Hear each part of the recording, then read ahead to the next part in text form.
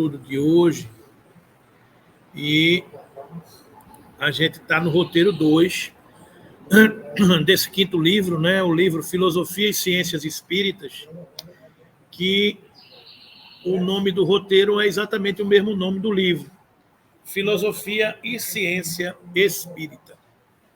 Então, vamos estudar um pouco o que é o significado, a abrangência e o objeto da filosofia e da ciência espírita. A gente já viu aqui, já discutiu anteriormente aqui, que o espiritismo é esse compêndio, ciência, filosofia e a consequência religiosa. Então, a gente vai mergulhar um pouco por que o espiritismo é ciência, por que o espiritismo é filosofia, entender o significado e a abrangência desse contexto, né? Inicialmente, as ideias principais desse estudo é que o espiritismo é, ao mesmo tempo, uma ciência de observação e uma doutrina filosófica. É uma ciência que trata da origem e do destino dos espíritos, bem como de suas relações com o mundo corpóreo. Como filosofia, compreende todas as consequências morais que demandam dessas mesmas relações. Então, é a gente pensar que a doutrina espírita é uma ciência, e a gente vai ver o que é ciência e por que o espiritismo tem essa pegada de ciência, né? Porque ele observa, entende, tira suas conclusões das leis naturais. É o contexto onde a doutrina espírita se assenta, né? Ela trata da origem e do destino dos espíritos. Então, a gente ser espírita é compreender que é espírito. E a ciência espírita é a ciência que entende, que trata a origem, o destino, as consequências do espírito. Enquanto filosofia, o espiritismo se assenta de que o importante não é o fenômeno espírita e sermos espíritos. O importante é a consequência de sermos espíritos, né? O que é que significa ser espírito? Quais são as consequências morais dessas informações, né? Então, uma coisa é a doutrina espírita olhar a natureza e a ciência, olhando a natureza, tirar as suas conclusões, os seus postulados em cima de fenômenos físicos, fenômenos químicos, fenômenos biológicos, que são as ciências tradicionais que a humanidade conhece, né? Outra coisa é o espiritismo, olhar o espírito, que é o que somos, e descobrir nessa relação do homem com o espírito, da permanência do espírito, entender nesta existência os postulados científicos dessa existência, mas principalmente o aspecto filosófico de que o que é que isso representa no nosso caminhar, né? Então, é a consequência moral de tudo isso. Porque quando o espiritismo, aperfeiçoando, abrangendo, entendendo melhor, aprofundando a compreensão, observa que a lei de o Cristo nos apresenta que devemos perdoar aos nossos inimigos. A gente, com um olhar de espírito, a gente passa a entender melhor por que eu devo perdoar os meus inimigos. Porque eu, sendo espírito, eu não nasci no berço. Eu já tive outras experiências. E em outras experiências eu já tive oportunidades de me relacionar com estas outras almas. E neste momento alguém se feriu. Então, a oportunidade de estarmos novamente juntos e nos perdoarmos é a oportunidade de crescimento e evolução do espírito. Então, entendendo que somos espíritos, que o espírito existe, que sobrevive à morte do corpo, ele traz uma consequência de evolução moral do ser que precisa se aperfeiçoar. E para se aperfeiçoar, o caminho é o amor, o caminho é o perdão, o caminho é o entendimento. Então, é estudar o que somos e entender a consequência daquilo que somos. Não adianta apenas eu aprender algo e não aplicar. Eu preciso aplicar o conhecimento que eu tenho para viver melhor e para ser melhor. É isso que a doutrina espírita nos apresenta e tem esse contexto de ciência que observa, que mede, que entende, e de filosofia que ama o conhecimento e que transforma e aplica este conhecimento na nossa vida individual e coletiva. É um pouco esse o contexto da filosofia e da ciência espírita que a gente vai tentar estudar, discutir, refletir na manhã de hoje, né? Então, conceituando filosofia, filosofia é uma palavra que vem do grego, nesses dois radicais, philo e sofia, aonde philo quer dizer amigo ou amante, e sofia quer dizer conhecimento ou saber. Quem tem algum conhecida chamada Sofia, pode dizer que o nome dela significa conhecimento ou saber. Então, filosofia quer dizer amor pela sabedoria, amor ao conhecimento, né? É uma condição experimentada apenas pelo ser humano. Os animais não têm esse amor pelo conhecimento. Então, o animal não adora, não ama saber e conhecer. O animal tem instinto. Ele aprende coisas básicas para a sua sobrevivência. Comer, dormir, fazer as suas necessidades fisiológicas, mas ele não tem a condição de concatenar uma ideia, um raciocínio. Isso é da espécie humana, né? Então, ser filósofo, ser um amante do saber, é para a espécie humana. É uma palavra que foi cunhada pelo filósofo grego Pitágoras, que viveu entre 580 e 570 antes de Cristo, até mais ou menos 490 antes de Cristo, provavelmente viveu 80 anos pela previsão que está aqui, e para Platão, que viveu um pouco depois, né, de 428 a.C. a 347 a.C., outro filósofo grego, a filosofia se resume na capacidade que tem o homem de se utilizar o saber em benefício próprio. Ou seja, é a capacidade que nós temos de saber e aplicar, né?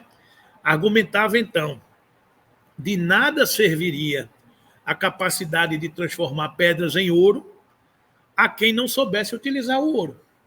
O que é que adianta eu transformar uma pedra em ouro se eu não sei utilizar ouro? Né? De nada serviria uma ciência que tornasse imortal a quem não soubesse utilizar a imortalidade.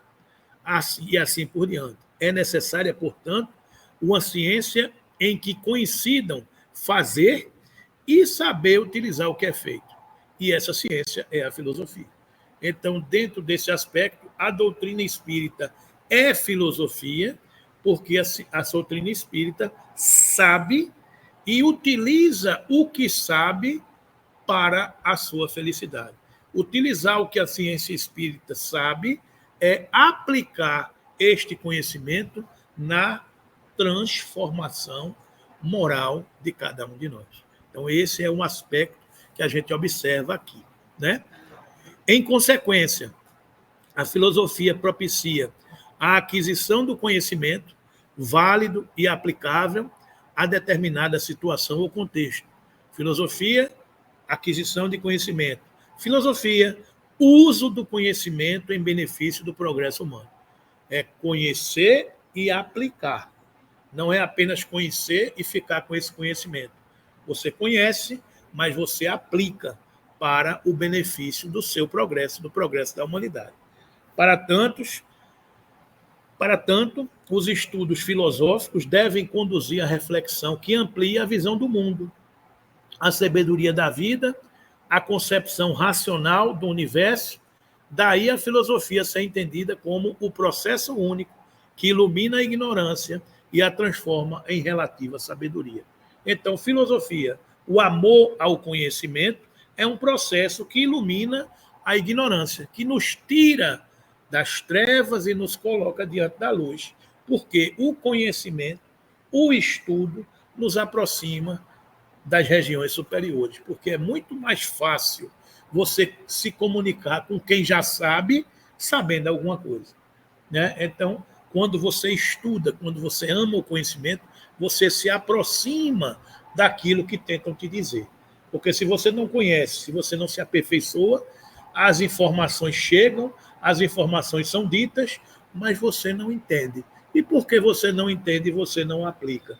Então, o objetivo de estudar, de amar este conhecimento, é fazer com que este conhecimento lhe ilumine. E lhe iluminando, você consiga progredir e entender o contexto das coisas, né?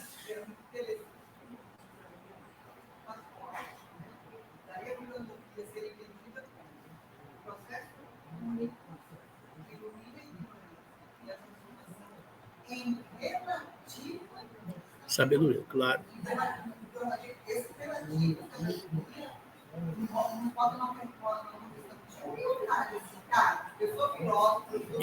E de caminhar, né? E de caminho. A gente vai ver aqui no método científico que a doutrina espírita vai colocar é que o conhecimento absoluto ele não existe. O conhecimento ele é sempre relativo. A gente vai chegar aqui, a gente vai estudar isso aqui. Então, quem diz que é sábio está equivocado. Eu estou a caminho do conhecimento, né?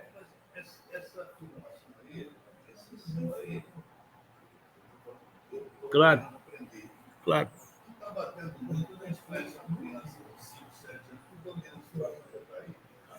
Mas ele domina uma parte. Tu tá lembrado da carta de Paulo aos Coríntios, quando ele diz: quando eu era criança, eu falava como criança, pensava como criança, agia como criança. Agora que sou adulto, eu falo como adulto, penso como adulto e ajo como adulto. Ou seja, é um processo de relativa sabedoria. O que é dito aqui é que a ciência não se fecha em si mesma. Porque a gente vai estudar aqui que existe uma coisa chamada epistemologia, que é a comprovação do conhecimento. E a comprovação do conhecimento, ela para quando surge um outro conhecimento que derroga o que você sabia.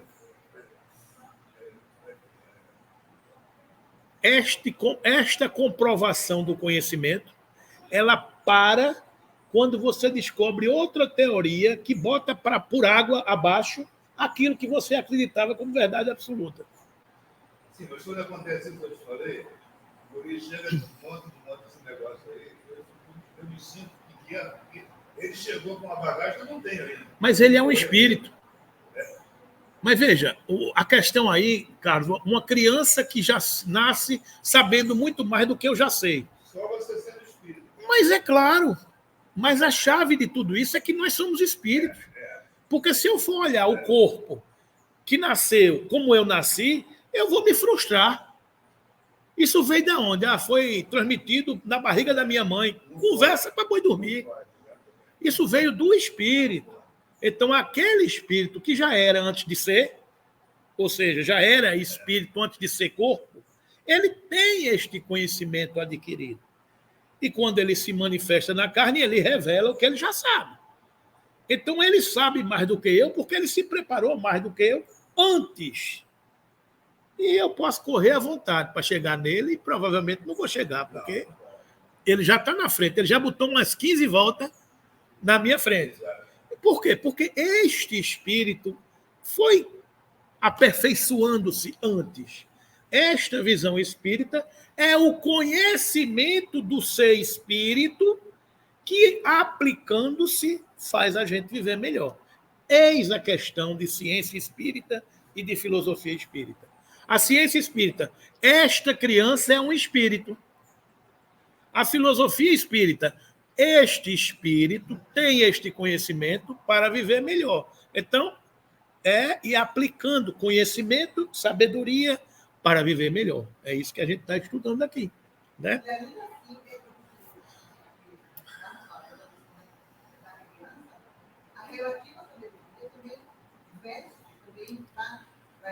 ignorância, porque assim, se a gente vê, bem rapidinho, por exemplo, do doutor Davi Mundo, né? O que estão fazendo as universidades que têm curso de medicina?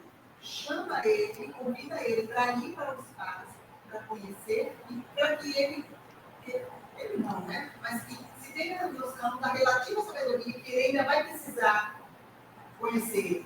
Um convite a ele, né, de assim, vamos estudar ainda bastante para o doutor Fabinho chegar a ser o médico cardiologista que ele quer ser. É uma certa prepotência da nossa ciência, porque pode dizer o seguinte: não, este espírito precisa estudar muito para se tornar isso aqui. Quem foi que disse que ele não já estudou muito e ele não já é um doutor muito maior do que aquilo ali? Quem sabe de onde ele veio? Quem sabe de onde ele veio? Quando a gente olha para uma criança, a gente não sabe onde ele bebeu. Qual foi a fonte do conhecimento que ele bebeu? Foi na terra?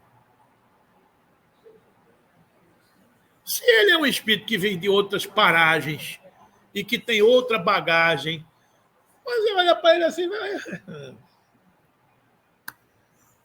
não dá. Agora, a gente, na nossa questão, diz, não, para ele chegar aqui, você tem que validar seu diploma. Só que teu diploma tu conseguisse em outro momento, em outro lugar. Então, aqui não é válido. Tá bom, tudo bem, tá certo. Eu vou ficar calado. Né? Então, é muito relativo, é o que a gente está estudando aqui. E a doutrina espírita, colocando esse postulado em prática, ele nos dá a humildade, para não dizer que a gente está fechado em si mesmo. Né? Então, filósofo é alguém que ama o conhecimento. É o conceito de filósofo. É alguém que ama o conhecimento, que gosta de estudar, de saber, movido pela consciência da ignorância. O filósofo, eu acho que é René Descartes, só sei que nada sei. Então, quando ele chega nessa condição, movido pela consciência da ignorância. Porque quanto mais você sabe, mais você descobre que não sabe nada. Quanto mais eu me aproximo do conhecimento, mais desconhecimento eu tenho. Porque muita coisa não vai se fechando. Então, esse é o filósofo que tem aquela sede de saber, que quer mergulhar no saber, quer que a coisa feche. Né? Então, o filósofo adora por quê? O filósofo adora perguntar por quê. Por quê? Por que isso? Por que aquilo? Por que aquilo outro? Por que aquilo outro? Então, por quê? O cara quer entender a lógica, a racionalidade, o mecanismo da lei que acontece em tudo e quer que aquilo se repita, para que não seja uma coisa fortuita ao acaso. Né? Inerente à condição humana. Pode-se dizer também que é alguém que investiga princípios, fundamentos ou a essência da realidade circundante. Ele tem um olhar diferente para tudo que ele enxerga. Não é? Ele, quando olha, ele procura a causa daquilo que está acontecendo. Então, ele ama o conhecimento. Ele quer explicar as coisas. Não é? O outro conceito, metafísica, também conhecido como a ciência primeira, é o alicerce da filosofia, pois estuda os princípios de todas as ciências, tendo como base a teoria geral do conhecimento, a famosa gnosiologia. A metafísica classifica o conhecimento em 5 aspectos: Deus, o ser, o universo, o homem e seus valores. Então, você veja que há um raciocínio, uma metodologia estruturada. A gnosiologia, a metafísica, classifica este conhecimento em Deus, teologia, no ser, ontologia, universo, cosmologia, no homem, antropologia e nos valores, a axiologia. Cada uma dessas ciências estuda Deus, estuda o ser, estuda o universo, estuda o homem e estuda os valores. Né? É uma necessidade de conhecimento nesses pilares, nesses aspectos. Né? A gnosiologia procura entender a origem, a natureza, o valor e os limites do conhecimento, em função do sujeito cognoscente, ou seja, daquele que conhece o objeto. Por outro lado, a validação do conhecimento, é aquilo que a gente falava, validar este conhecimento é fornecido pela epistemologia, que se refere ao estudo do conhecimento relativo ao campo de uma pesquisa em cada ramo da ciência. Ou seja, cada ramo da ciência tem a sua comprovação para os estudos que ele promove, né? Então, você vai caminhando com o conhecimento, provando, validando e criando as teorias referentes àquele ramo de conhecimento, daquele ramo de ciência que você estuda. Assim caminha a ciência, digamos assim, né? No estudo sobre Deus, surge a teologia, que, por definição, significa o estudo, discurso ou pregação que trata de Deus ou das coisas divinas. Cada religião tem a sua teologia. Cada religião tem seu estudo de Deus. O Deus do católico é diferente do Deus muçulmano, que é diferente do Deus protestante, que é diferente do Deus budista. Cada religião tem a sua teologia, de acordo com a interpretação de seus missionários, de seus mestres, né? Cada um interpreta de acordo com a sua teologia, com o seu estudo de Deus. Os dogmas, os cultos externos e rituais presentes nas teologias costumam restringir o conhecimento religioso. Então, cada ser espiritual que desencarna, seja da religião A, religião B, religião C, religião D, quer encontrar no mundo espiritual o seu Deus ou o seu representante das coisas de Deus. Então, por exemplo, um católico que desencarna, a gente estava conversando sobre isso ontem, um espírito católico que desencarna, quando ele chega no mundo espiritual, ele quer encontrar um pastor, um monge budista, ele quer encontrar um sacerdote protestante ou um mulá do islamismo. Não, ele quer encontrar um representante da Igreja Católica. Um muçulmano quer encontrar um representante do islamismo. Um budista quer encontrar das religiões afros, quer encontrar um representante do culto afro. Cada um no seu quadrado, cada um quer encontrar o representante da sua lei. É por isso que os espíritos têm que ter esse cuidado de tratar cada um no seu rebanho. É por isso que Jesus disse que eu conheço as minhas ovelhas e das minhas ovelhas sou conhecido. Mas existem muitas ovelhas que estão em outros apriscos, outros cultos religiosos que entendem Deus, Jesus, de outra forma. Mas todos me conhecerão, porque haverá um só rebanho e um só pastor. Ou seja, Jesus anuncia que lá adiante todos terão a mesma teologia, o mesmo conhecimento de Deus, a causa primária e inteligência suprema de todas as coisas. Esse é o conhecimento de Deus, que é um princípio da doutrina espírita. Não é mais um ser antropomórfico. Deus é um conceito de inteligência suprema, de causa primária de todas as coisas. A gente chegará nessas evidências e nesses conceitos, né? A ontologia trata das questões relacionadas ao espírito e à sua evolução. A cosmologia estuda o mundo e o universo, né? A antropologia é o estudo sistemático dos conhecimentos que tem a respeito do homem, o ponto de vista de raça, herança biológica, características culturais e etnias, a questão do corpo físico, né? E a axiologia abrange as concepções sobre os valores estética, ética e moral. Se você olhar direitinho, nesse estudo, muitos dos princípios da doutrina espírita estão aí contidos.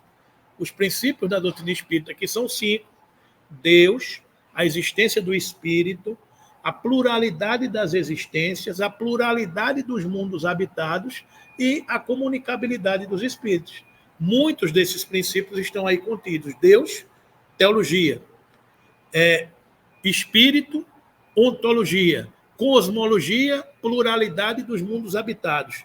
Antropologia, pluralidade das existências, reencarnação no corpo físico. E a axiologia, as concepções sobre valores ética e moral, é a questão da transformação moral do ser, que evolui, se tornando melhor a cada vez. Mas o agnóstico não pode. Não. O agnóstico não acredita em nada, né?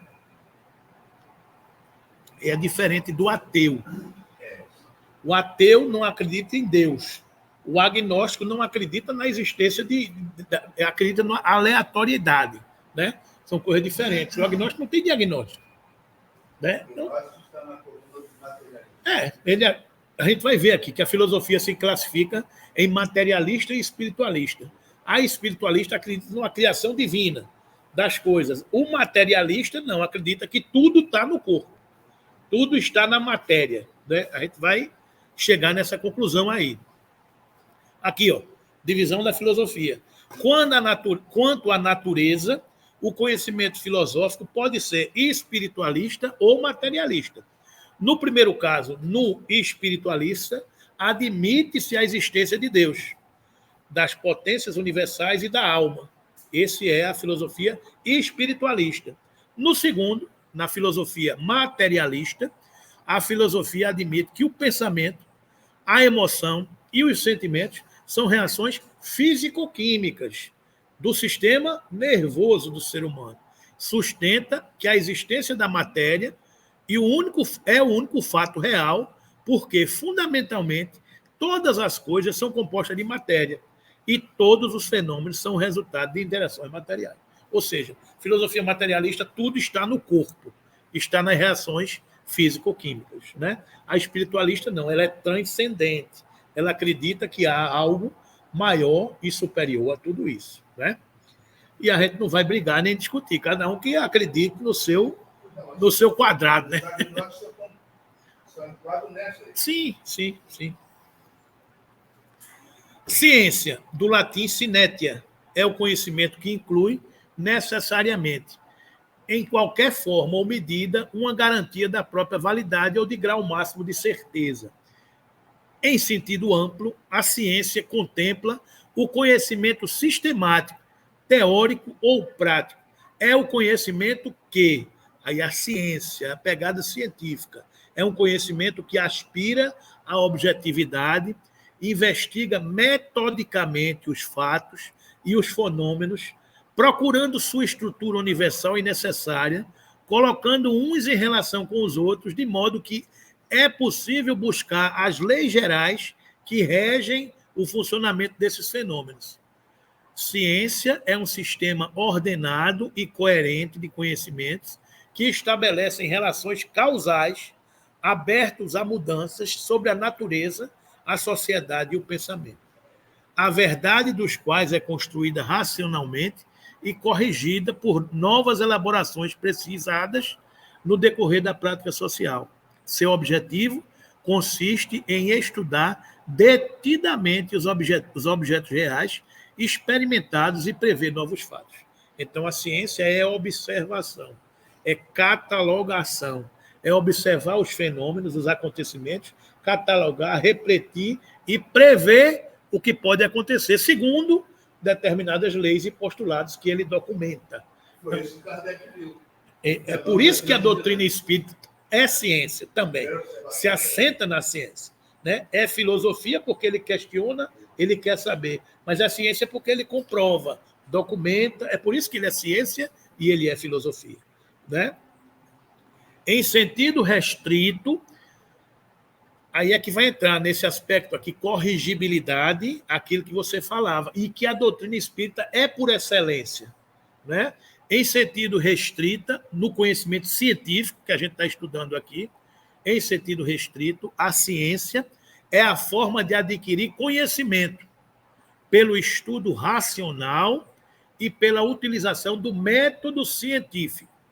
O método científico apoia-se na validade e tem como princípios gerais, o método científico, os princípios gerais são demonstração, provas ou evidências universais que nada tem a ver com opinião ou palpite.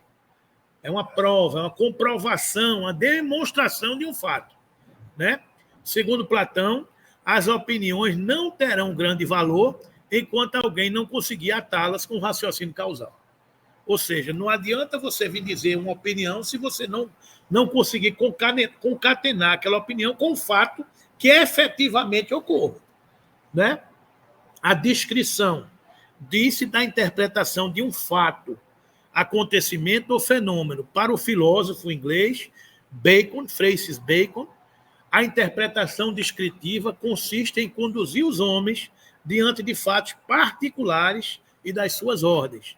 Em geral, a descrição contém uma análise e uma síntese. Então, você descrever algo, você faz uma análise daquilo que está acontecendo e sintetiza. Isso é um método científico de você comprovar alguma coisa pela ciência. E esse aspecto aqui, que é muito importante, inclusive a doutrina espírita afirma isso, é a corrigibilidade, também conhecida como sistema de autocorreção. Indica que não existem verdades absolutas. Não existem verdades absolutas, mas relativas, capazes de ampliar os horizontes da ciência, à medida que o homem adquire mais esclarecimentos. Então, no método científico, a corrigibilidade está presente, porque não existe uma verdade absoluta. A verdade é sempre relativa, porque no método científico sempre deixa-se a porta para novas descobertas, para novo avanço, para novo caminhar. Por este princípio, admite-se a falibilidade do conhecimento humano. O conhecimento humano é falível, pois nenhum conhecimento é infalível. Nenhum conhecimento é infalível, absoluto ou eterno. O próprio Jesus evolui. Jesus é o governador do planeta Terra. Existem outros planetas mais avançados que a Terra. Portanto, seus governadores são espíritos mais evoluídos que o Cristo. Então, o Cristo que a gente conhece de 2000 anos atrás já é um Cristo que é menos evoluído do que o Cristo que existe hoje. Porque ele não está parado. Ele não chegou no grau de perfeição e parou. Não, ele continua evoluindo. Né? Continua evoluindo nessa escala. Né? A ciência se autocorrige na medida em que enfrenta obstáculos epistemológicos. A ciência se autocorrige na medida que enfrenta um obstáculo epistemológico. O paradigma científico existente num dado momento histórico já não é mais suficiente para explicar a realidade. Galileu Galilei. Não é a Terra que é o centro do universo. A Terra gira em torno do Sol. Este paradigma científico caiu por terra na hora que ele comprova de outra maneira, por novos instrumentos, por nova metodologia. Né?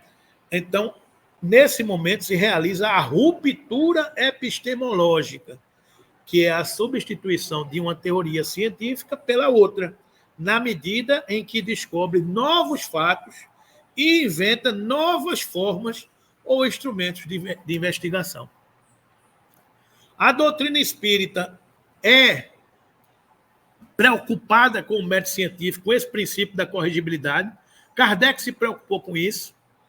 O que é que vocês acham? Sim, o espiritismo e o método científico. Está lá na Gênese. As descobertas que a ciência realiza, longe de o rebaixarem, glorificam a Deus. Unicamente destrói o que os homens edificaram sobre as falsas ideias que formaram de Deus. Caminhando de par com o progresso, o espiritismo jamais será ultrapassado. Porque se novas descobertas, novos paradigmas epistemológicos lhe demonstrassem estar em erro acerca de um ponto qualquer, ele se modificaria nesse ponto. Se uma verdade nova se revelar, ele a aceitará. Ou seja, eis o caráter progressista, o caráter científico da doutrina espírita, com o nosso mestre Leonês, o bom senso encarnado. Eles, a doutrina espírita jamais será ultrapassada, porque ele caminha com as novas descobertas. Se ele se mostrar errado num determinado ponto, não tem nenhum problema, ele se modifica nesse ponto e avança com a ciência, e avança com as novas leis. Estão entendendo, gente? Então, eis a preocupação. Pois não. Na família, se você colocar na consciência, tem um cientista, norte-americano, que fala exatamente sobre essa questão do conhecimento absoluto epistemológico, né? Que ele foi com uma pesquisa, o exemplo dele era que ele foi com uma pesquisa até onde deu, mas que ele sabia a descrição dele, pessoal, que assim, o que ele percebia? Que tinha algo para dentro do que sabia. Que ele não conseguia medir. Mas que ele não conseguia exatamente. Porque faltava instrumento. Faltava instrumento. Eu acho que é exatamente isso que a gente está falando. Por exemplo, hoje em dia a ciência já pode chegar a uma constatação de que há algo a mais do que o corpo físico. Mas ela não consegue medir. Como é que você mede a alma? Exatamente, ele chega aqui e ele fica afirmando. Mas vai chegar. Vai chegar. Por exemplo, aquilo que eu mencionei aqui, quando a gente fez aquela saudação no curso de medicina. A gente sabe que o passe, ele promove um bem-estar. Mas como é que você mede o passe? Como é que você mede uma transfusão fluídica? Você não tem instrumentos para fazer isso. Então, a ciência chega e ela cria o instrumento. Quando ela cria o instrumento, ela mede. Antes de criar o instrumento, ela não tem como medir. Ela não tem como mensurar. Como é que a ciência, a medicina avançou até o começo do século passado? Com erva, com xamã, com achismo, com chá, com os pajés. Era a medicina das ervas. No século passado, o conhecimento fez assim. Por quê? Porque se descobriu vacina na Segunda Guerra Mundial, se descobriu antibiótico, que a gente estudou aqui na semana passada, uma cultura de um fungo que descobriu que isolava, se criou a penicilina, que era um antibiótico. Então, se descobrindo um antibiótico, se descobrindo a imagem da década de 50, o raio-x, você descobriu uma radiografia, depois você descobriu uma tomografia, depois você descobrir a ressonância. Tudo isso são instrumentos de medição e de aferição. Então, antigamente, como é que um médico tratava alguém? O máximo que ele podia fazer era pedir uma radiografia. Né? Você vai fazer um exame cardiológico. Aí o médico faz, não, eu vou fazer um exame que eu vou tirar aqui um eletro. Mas o eletro, ele tira uma fotografia de um funcionamento funcional elétrico do coração naquele momento que você está tirando aquela imagem. Né? Aí disse, não, eu vou fazer um Holter, eu vou medir a sua pressão arterial durante 24 horas. Aí eu vou sentir o funcionamento do teu coração, né? A medição da pressão arterial do teu coração. Não, eu vou fazer um teste ergométrico, ou seja, já é um exame mais aprofundado do que o eletro. O teste ergométrico vai medir o teu coração no esforço. Não, eu vou fazer um teste ergométrico com Doppler, ou seja, além do funcionamento funcional das batidas do coração, eu vou pegar imagens de circulação e de artérias e de veias. Eu vou ver se há algum entupimento. Não, mas nem assim eu vou fazer. Eu vou fazer aqui um eletro, um ergométrico, eu vou fazer uma cintilografia. Ou seja, eu já vou fazer um exame mais aprofundado do que aquele. Eu vou lá e vou pegar a imagem daquele funcionamento, porque eu joguei um contraste para iluminar o coração, eu já aprofundei um pouco mais. Não, eu vou fazer agora uma arteriografia, aí eu vou fazer uma imagem do coração naquele momento. Eu vou aprofundando, mas tudo isso é tecnologia. Não, eu vou fazer um cateterismo, ou seja, eu já vou inserir um catéter e vou filmar o funcionamento de dentro do coração. Ou seja, a tecnologia vai aprofundando o exame. Você sai de um que está nesse nível e vai para outro que você vai chegando em maiores evidências. Não é? Tudo isso é evolução. A ciência vai permitindo que a gente evolua.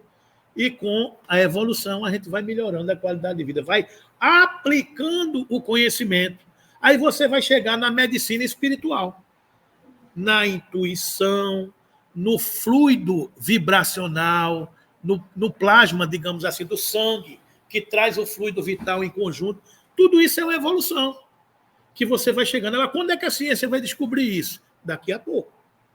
Tem gente reencarnando que estudou isso lá em cima e que vai chegar aqui como um cardiologista mirim desse da vida e que vai aplicar esse conhecimento que ele tinha aqui na ciência da Terra. É assim que as coisas evoluem. E a gente vai melhorando a nossa capacidade e o nosso conhecimento, né? Então, é por aí. E a ciência espírita? A ciência espírita é uma palavra cunhada por Allan Kardec, fundamenta-se nos aspectos filosóficos e científicos desenvolvidos pelo espiritismo ou de doutrina espírita, transmitidos por uma pleiade de espíritos superiores, como esclarece o codificador. Isso está lá na introdução do Livro dos Espíritos. Para coisas novas, precisamos de palavras novas.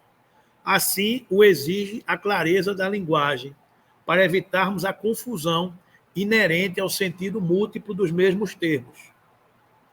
As palavras espiritual, espiritualista, espiritualismo têm a acepção bem definida. Com efeito, o espiritualismo é o oposto do materialismo.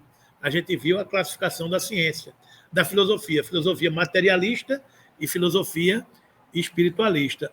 O espiritualismo é o oposto do materialismo. Quem quer que acredite ter em si alguma coisa além da matéria é espiritualista. Quem quer que acredite que existe alguma coisa além da matéria é espiritualista. Mas não se segue daí que creia na existência dos espíritos ou em suas comunicações com o mundo invisível. Eu posso ser espiritualista e não acreditar em espírito e na comunicabilidade dos espíritos. Em lugar das palavras espiritual e espiritualismo, empregaremos para designar esta última crença as palavras espírita e espiritismo, cuja forma lembra a origem e o sentido radical e que, por isso mesmo, tem a vantagem de ser perfeitamente inteligível, reservando ao vocábulo espiritualismo a sua acepção própria.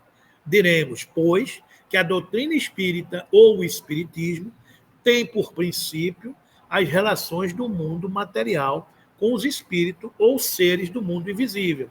Os adeptos do espiritismo serão os espíritas ou, se quiserem, os espiritistas. Entenderam, gente? Então, por exemplo, os católicos acreditam na alma, acreditam na ressurreição dos mortos. Então, os católicos são espiritualistas, mas eles não são espíritas, porque o espírita é que acredita na individualidade e na sobrevivência da alma, né? E na sua relação com o mundo material. Nós acreditamos nisso. É por isso que nós somos espíritas ou espiritistas. É por isso que nós somos da doutrina espírita ou do espiritismo. Ok, gente? Então, são palavras novas para momentos novos, descobertas novas. Seguindo essa ordem de ideias, analisa Herculano Pires no livro Ciência Espírita e suas implicações terapêuticas, de sua autoria. A revelação espiritual veio pelo espírito de verdade, mas a ciência espírita, a revelação humana, foi obra de Kardec, né? Então, Kardec foi quem sistematizou esta revelação. Foi ele que deu forma, que deu método, que ele sistematizou esta doutrina. Então, a revelação espiritual vem pelo espírito de verdade e pela pleiade de espíritos que contribuíram com tudo isso. Mas a ciência espírita é obra do homem, é obra de Kardec, né? Ele mesmo proclamou essa distinção e se entregou de corpo e alma ao trabalho científico, sacrificial e único de elaboração da ciência, admirável, que Descartes recebeu por antecipação em seus famosos sonhos premonitórios. Graças à sua visão genial, o solitário da Rua dos Mártires, o senhor Hipólito Léon Denisard Rivaio, o nosso Allan Kardec, conseguiu despertar os maiores cientistas do tempo para a realidade dos fenômenos espíritas, hoje estrategicamente chamados paranormais. Fundou a Sociedade Parisiense de Estudos Espíritas como entidade científica e não religiosa. Dedicou-se a pesquisas exaustivas e fundou a Revista Espírita para ampla divulgação e sistemática dos resultados dessas pesquisas. A gente já falou aqui, mas não se cansa de falar, do trabalho exaustivo do nosso codificador. Durante 12 anos, de 1858 a 1969, todo mês ele produzia um número da Revista Espírita. Se a gente for olhar na Kardecpedia, em qualquer ambiente desse, está lá disponível todos os números dessa revista. Era um ensaio, era um ambiente, era a trincheira científica, filosófica do senhor Allan Kardec. Era lá que ele testava seus postulados, que ele conversava com os seus adeptos e que ele testava a sua doutrina. Foi de lá, desse acervo, que ele compilou o material que formou o nosso Pentateuco. Então, era a trincheira ideológica, metodológica do nosso codificador, a Revista Espírita, né? É um acervo de informações muito rico, né? Sua coragem serviu de amparo e estímulos aos cientistas. Vocês vejam que assim que ele descobriu os fenômenos espíritas, por volta de 1855, ele passou 14 anos de sua vida dedicado à formulação e divulgação dessa doutrina. Então, de 1865, quando ele foi apresentado aos fenômenos das mesas girantes, até 1869, quando ele desencarna, em 31 de março de 1869, ele se dedicou plenamente à formulação da doutrina espírita, né? Pesquisando, perquirindo, testando, criando metodologias, sistemas, lendo os conteúdos, observando lacunas e formatando a nossa doutrina espírita, né? Kardec rompera definitivamente as barreiras dos pressupostos para afirmar em bases lógicas e experimentais os princípios da ciência admirável, dos sonhos de Descartes e das previsões de Francis Bacon. A metodologia científica, minuciosa e mesquinha, desdobrou-se no campo do paranormal e aprofundou-se na pesquisa do inteligível com audácia platônica. Ou seja, Kardec saiu apenas do reino material e transcendeu para uma realidade espiritual que sobrevive a tudo, né? Então, nossa gratidão ao nosso codificador sempre, né? As seguintes citações do codificador indicam porque o Espiritismo pode ser considerado, ao mesmo tempo, ciência e filosofia. O Espiritismo é, ao mesmo tempo, uma ciência de observação e uma doutrina filosófica. Como ciência prática, consiste nas relações que se podem estabelecer entre nós e os espíritos. Como filosofia, compreende todas as consequências morais que decorrem de tais relações. O Espiritismo é uma ciência que trata da origem e do destino dos espíritos, bem como de suas relações com o mundo corpóreo. Isso está lá na introdução do preâmbulo do livrinho chamado O que é o Espiritismo. O Espiritismo é a ciência nova que vem revelar aos homens, por meio de provas irrecusáveis, a existência e a natureza do mundo espiritual e as suas relações com o mundo corpóreo. Ele pô-lo mostra não mais como coisa sobrenatural, mas, ao contrário, como uma das forças vivas e sem cessar atuantes na natureza, como a fonte de uma multidão de fenômenos até hoje incompreendidos e, por isso mesmo, relegados para o domínio do fantástico e do maravilhoso. Evangelho segundo o Espiritismo, capítulo 1, item 5. Então, a força do Espiritismo está que ele está nas leis naturais. Ele não cria, ele não inventa, ele não traz nada de maravilhoso e de sobrenatural. Ele apenas revela princípios que existem em toda a natureza, que até então a ciência humana não conseguia medir e observar, né? Então, o Espiritismo é essa ciência nova que vem revelar ao homem, por provas irrecusáveis, a existência e a natureza do mundo espiritual, bem como as suas relações com o mundo material, com o mundo corpóreo, né? A ciência espírita compreende duas partes, uma experimental, sobre as manifestações em geral, e outra filosófica, sobre as manifestações inteligentes. Aquele que observou apenas a primeira está na posição de quem só conhece a física pela experiência recreativa, sem haver penetrado o âmago da ciência. A verdadeira doutrina espírita está no ensino que os espíritos deram, e os conhecimentos que esse ensino comporta são muito graves para serem adquiridos de outro modo que não seja por um estudo perseverante, feito no silêncio e no recolhimento. Somente nessa condição se pode observar um número infinito de fatos e particularidades que escapam ao observador superficial e permitem firmar uma opinião, ou seja, as consequências dos fatos, dos efeitos materiais do espiritismo é que nos transformam moralmente. Seria formar a ideia muito falsa do espiritismo quem julgasse que ele aure suas forças na prática das manifestações materiais e que, impedindo-se tais manifestações, é possível mirar-lhe a base. Sua força está na sua filosofia, no apelo que dirige a razão ao bom senso. A força do espiritismo está na capacidade dele nos provocar dias melhores, de fazer com que nós, o homem velho que ainda habita em nós, se transforme rumo ao homem novo. Este questionamento de onde eu sou, o que sou, de onde eu vim, para onde vou, o que estou fazendo aqui, é a força do espiritismo. E a gente se descobrindo espírito, a gente caminha nesse nosso processo de transformação moral. Não é?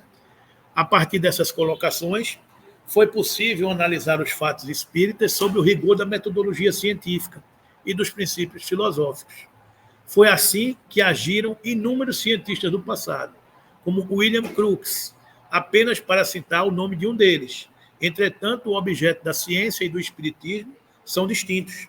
O espiritismo entra nesse processo histórico dentro de uma característica sui generis, ou seja, enquanto a ciência propicia a revolução material, o espiritismo deve propiciar a revolução moral. É que o espiritismo e ciência se completam reciprocamente. A ciência sem o espiritismo se acha na impossibilidade de explicar certos fenômenos, só pela lei da matéria. Ao espiritismo sem a ciência, faltariam apoio e comprovação. O estudo das leis da matéria tinha que preceder o da espiritualidade, porque a matéria é que primeiro fere os sentidos. Se o espiritismo tivesse vindo antes das descobertas científicas, teria abortado, como tudo quanto surge antes do tempo.